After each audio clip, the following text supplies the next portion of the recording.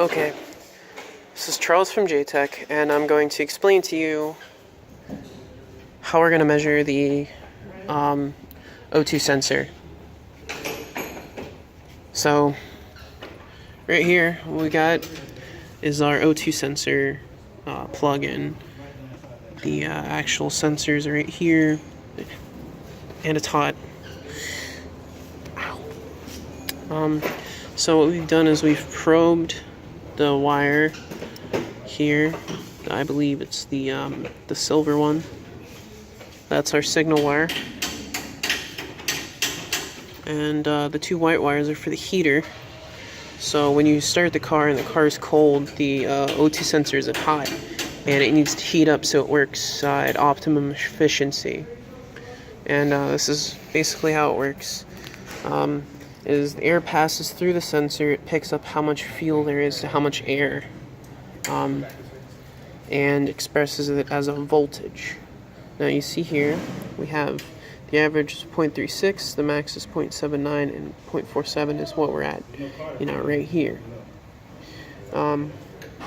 So how it works is that when it senses the air, if it's low on fuel, the computer says, well, I need to add fuel. So it jumps up, and then it says, well, there's too much fuel and not enough air, and they remove fuel.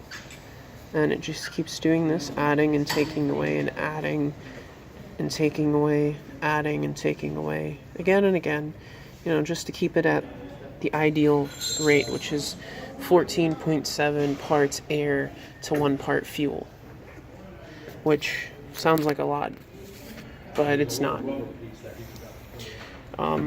Unfortunately, we have sort of a hesitation because of our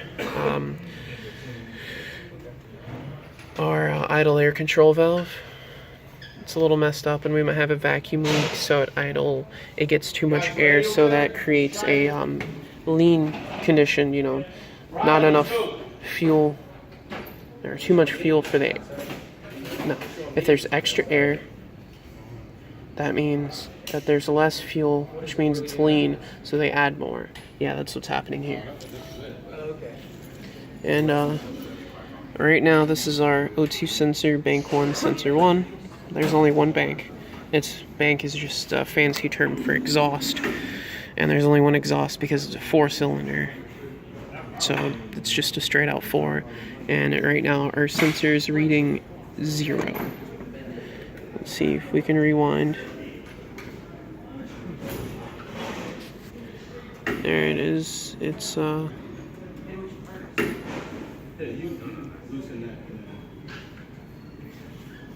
that's it. It's not recording anything. Yeah. So that's it. Well, one more thing. To make sure that the heater circuit works, you just unplug this and connect your multimeter set to ohms between the two wires, the white wires. Try not to burn myself, these things are hot. Yeah, there's two wires right there. There. Yeah, you hook them up on the other side here. And if it says this, it's well, it's not working and it needs to be replaced. If it gives you reading about 500 millivolts, then it's working, functioning properly, and that's pretty much all you need. As far as that's concerned, that's it. Thank you for watching.